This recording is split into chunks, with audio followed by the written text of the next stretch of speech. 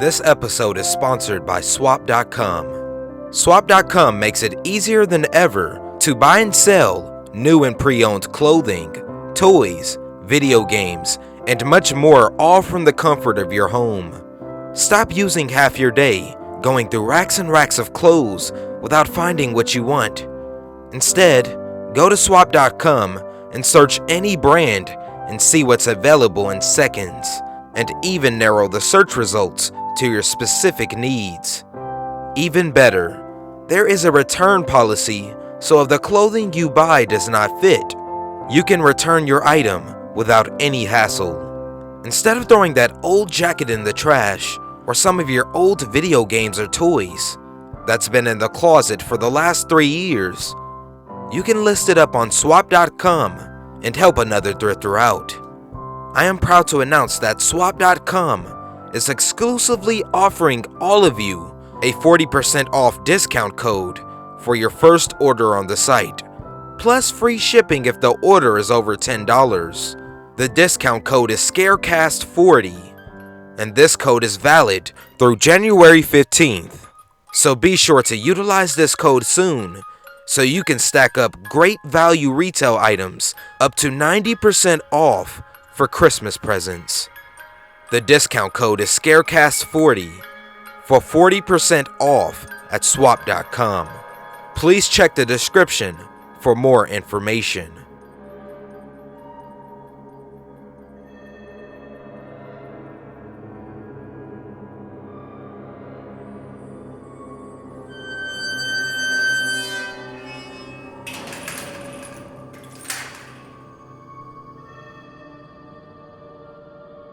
He first suspected that they were going to eat him when he noticed a distinct lack of Yuletide smells. It wasn't perhaps a conscious thought, at least not one which had been fully realized, but there was a clear growing uneasiness within him. Somehow, he just knew. Surely, if a family invited you for Christmas dinner, the house would be filled with the wonderful aromas associated with that annual feast. Succulent roast turkey, honey-glazed vegetables, perhaps the fumes of mulled wine, or a brandy-covered Christmas pudding. But no, all of these were absent. Yet, the table was set.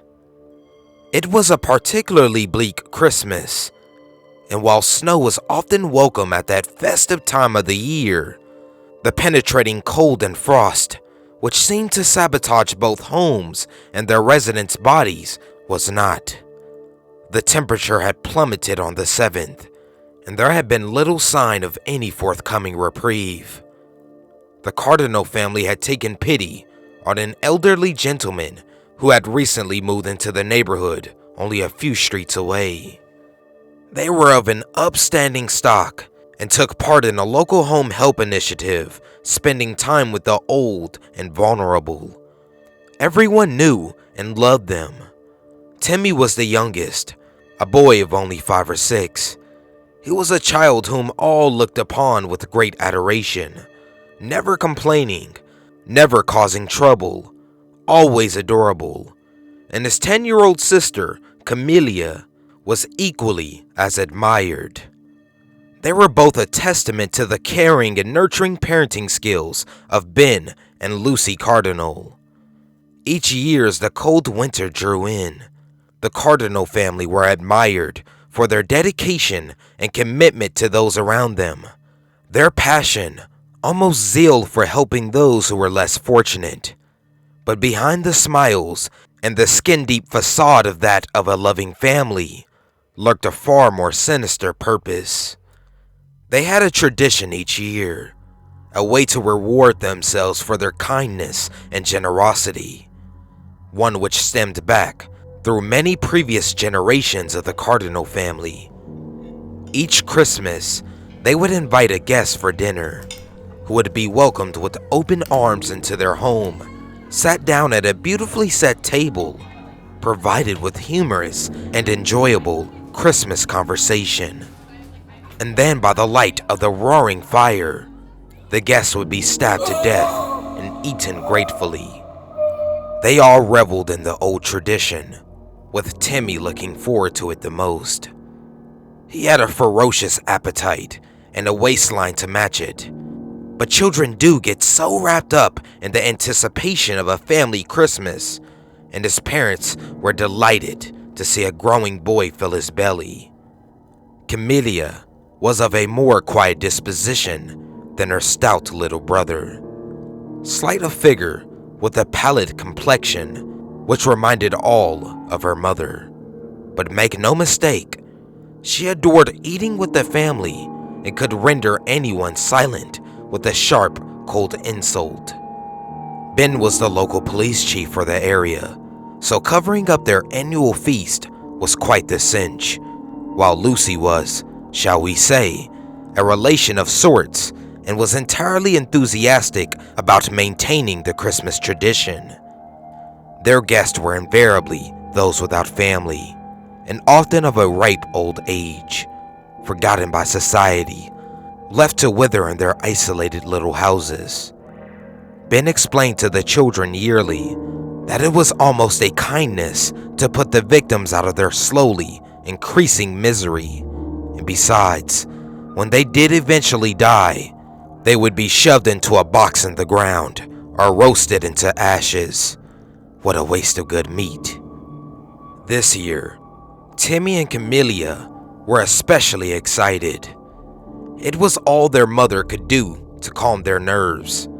But on that Christmas Eve, it was nearly impossible, for they knew the special treat they were in for the following day.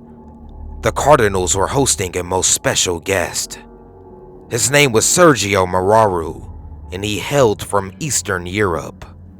They had never had foreign meat before, and the very idea of tearing into some delicious exotic muscle and fat made this year's feast something to really look forward to.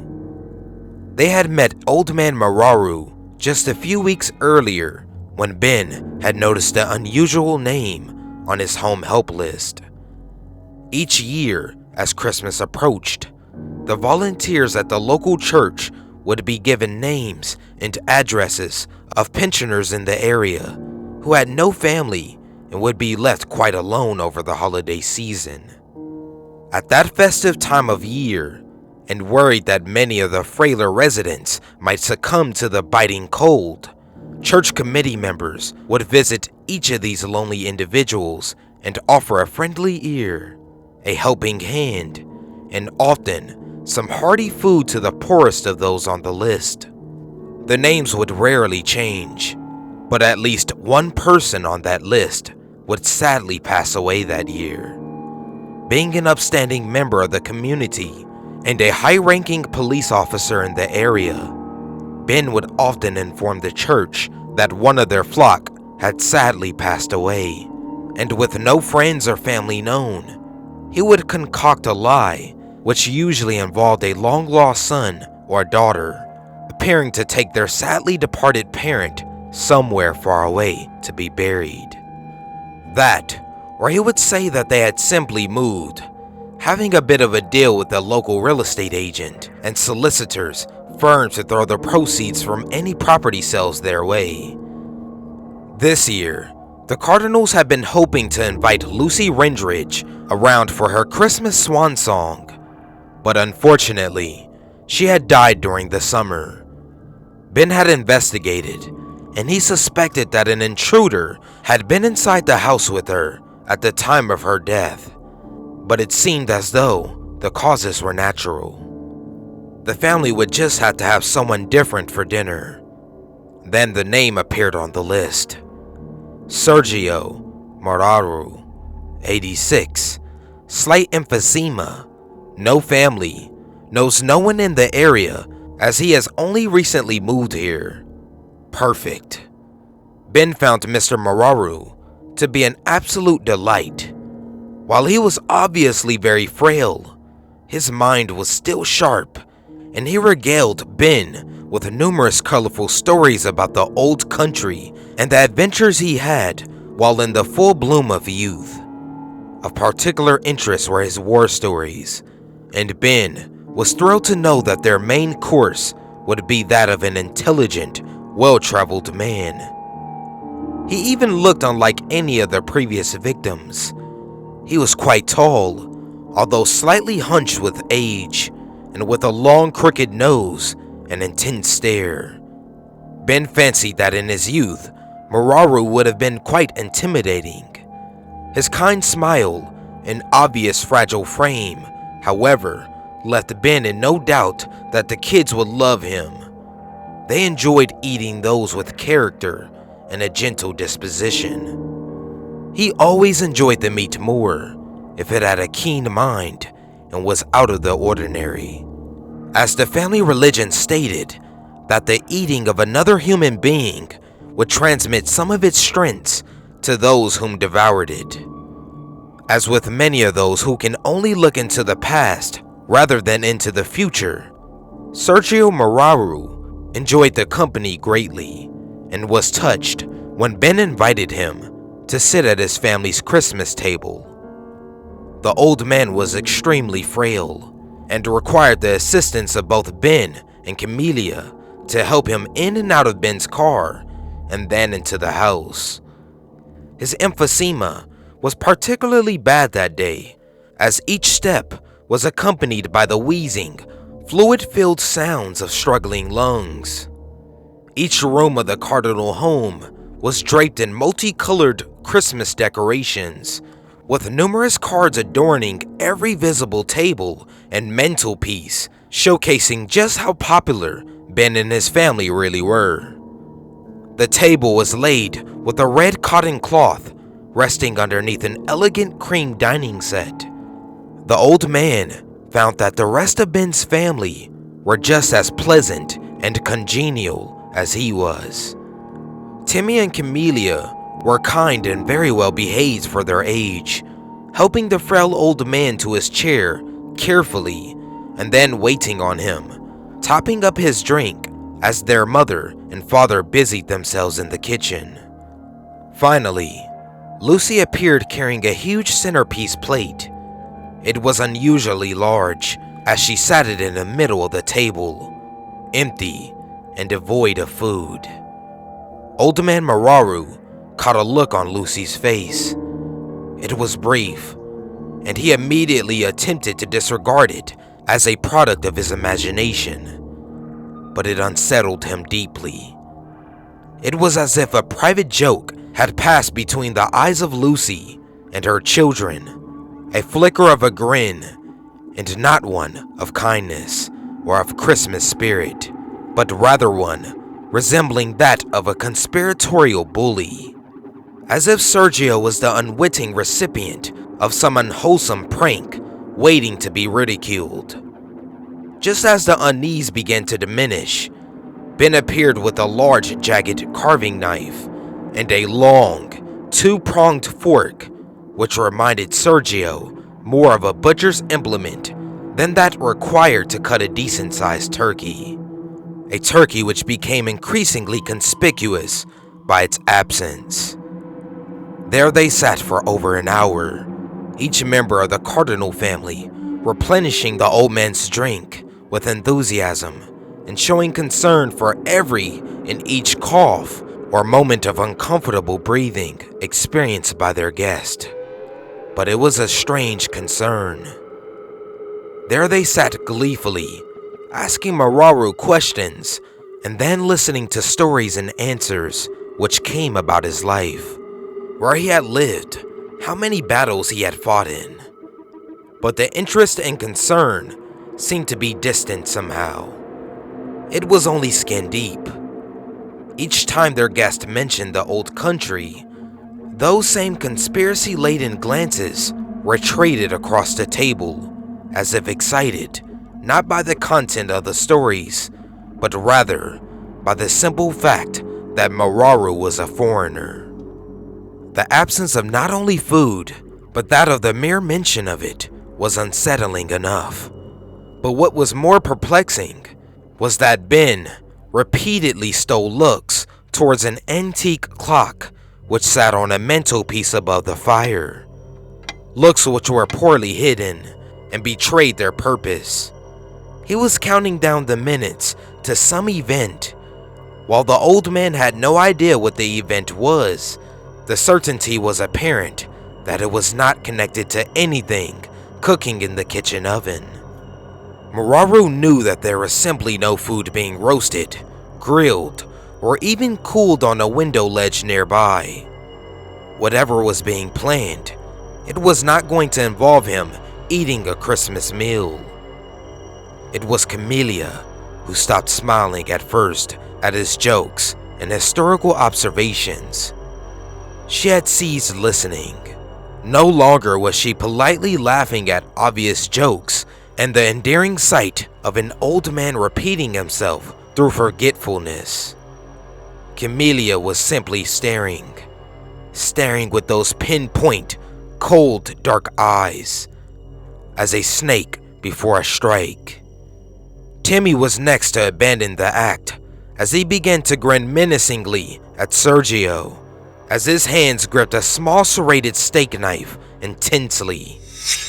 The most alarming thing was that the focus of Timmy's stare was not the old man's face, but his wrinkled neck.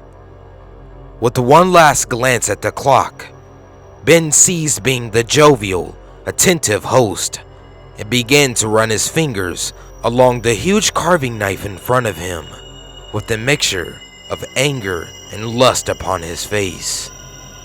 Sergio had seen many things in his time, but nothing as surprisingly strange and unnerving as this.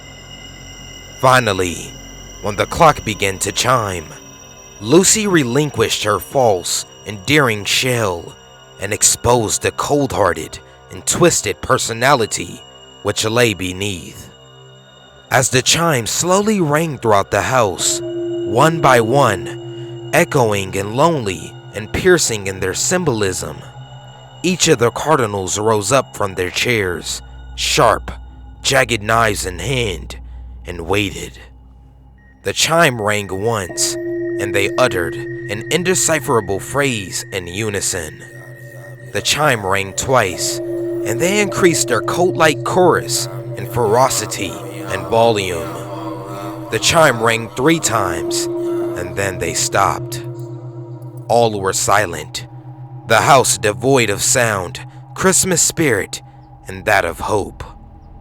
The old man's wheezing grew in intensity as the uniquely bizarre sight of the twisted family about to dine dawned on Sergio.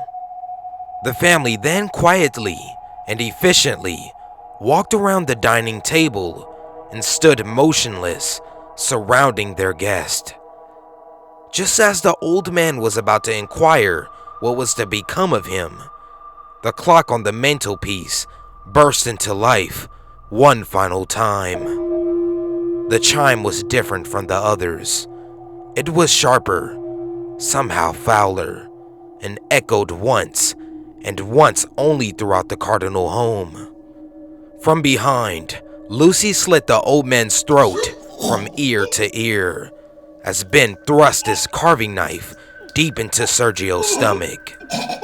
Both parents then removed their knives and stood back watching with pride as Camellia cut and stabbed repeatedly, while Timmy thrust his steak knife in and out of Muraru's legs, neck, and arms. After a few minutes, the frenzy diminished as both children grew tired, and with one last downward thrust, Timmy drove his steak knife so deeply into the old man's hand that it skewered it completely, embedding itself into the table on which the hand rested. The children now ran to their parents' collective embrace. They hugged and rejoiced in what was a fantastic Christmas game, and now could look forward with delight to some succulent exotic meat. Arms wrapped around one another, they stared at their victim and began to laugh loudly, commenting on the old fool stories of times gone by, the war, and the old country. As they turned to each other once more, the laughter diminished, and they looked into each other's rosy, blood-covered faces and shared a family moment. This had been one of Ben's favorite sacrifices. But the laughter had not completely ceased. One person was still laughing loudly. Confusion turned to an abject horror as the bizarre truth revealed itself. It was Mr. Mararu. Sitting covered in blood, his head tilted back, and the deep cut in his throat wide open. The dinner guest laughed, loud and strong, a laugh which was both young and old. His head arched forward as he pulled Timmy's steak knife out of his hand, dropping it on the floor. Camellia screamed as Lucy hid behind Ben. What they thought to be a corpse now stared at them all, as they had stared at it with a singular purpose. Timmy began to pee himself and cry as two previously retracted fangs cracked through the old man's upper gum, revealing a serrated and terrifying grin. As he rose to his feet, Lucy fainted, and with both hunch and age now gone, the Cardinal's guest loomed tall and dark before them, his eyes piercing, telling tales of countries and decades and of centuries of existence. Sergio Mararu ate well that Christmas.